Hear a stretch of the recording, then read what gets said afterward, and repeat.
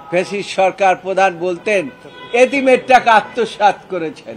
আমাদের বাংলাদেশের সবচাইতে জনপ্রিয় নেত্রী, বাংলাদেশের তিনবারের প্রধানমন্ত্রী বেগম খালেদা জিয়ার বিরুদ্ধে ফ্যাসিস্ট সরকার 2007 সনে যে দুইটি মামলা রাজনৈতিক উদ্দেশ্যপ্রণোদিতভাবে দায়ের করেছিলেন, সেই মামলা দুইটি হাইকোর্ট শেষ করে আমরা অ্যাপিলেট ডিভিশনে আপিল শুনানি শুরু করেছি গতকালকে থেকে। গতকালকে আমরা এখানে যারা আছেন তার মধ্যে আমি সহ ব্যারিস্টার কায়সার কামাল, রুহুল কুদ্দুস কাজল, আমার ব্যারিস্টার বদরুদ্দোজা বাদল এখানে আসেননি, এবং সর্বশেষ মাহবুবউদ্দিন খোকন আজকে তার বক্তব্য সম্পন্ন করেছেন। আমি নিজে তাদের প্রত্যেকের বক্তব্য সামারাইজ করেছি এবং আদালতকে আমরা বলেছি যে মাননীয় আদালত, this is the court of law. এই আদালতে এখন আপনারা কি জাজমেন্ট দেবেন সেটা আপনাদের বিষয়। এখানে আমরা কোনো হস্তক্ষেপ করতে চাই না। বিগত সরকার বিচার বিভাগকে ব্যবহার করে, বিভাগের উপরে হস্তক্ষেপ করে যে জাজমেন্ট নিয়েছে, সেইভাবে আমরা জাজমেন্ট চাই না।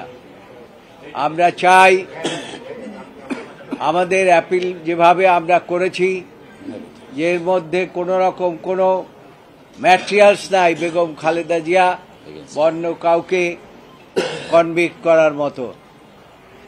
এবং এই পরিপ্রেক্ষিতে বিষয়টি যদিও এখনো সাবজুডিস, কি জাজমেন্ট হবে আমরা এখনো বলতে পারি না, তারপরেও আমরা চেষ্টা করেছি আদালতকে আইনগতভাবে এবং ফ্যাকচুয়ালি আমরা আদালতকে সহায়তা করার জন্য, আদালতকে তো আমরা অ্যাসিস্ট করতে পারি, অ্যাসিস্ট করার আমরা চেষ্টা করেছি।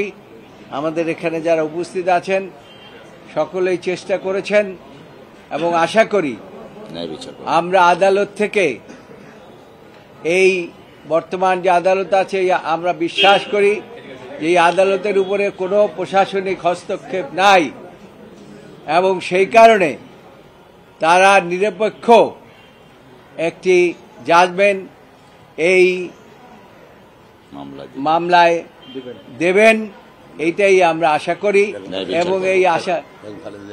এবং এই আশা পোষণ করে আমরা আমাদের বক্তব্য শেষে বলেছি যে রাজনৈতিক উদ্দেশ্যপ্রণোদিতভাবে সবসময় ফ্যাসিস্ট সরকার প্রধান বলতেন এতিমের টাকা আত্মসাৎ করেছেন,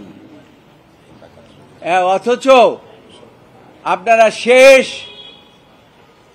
আর্গুমেন্ট আপনারা শুনেছেন। আদালত নিজেই পয়েন্ট আউট করেছে যে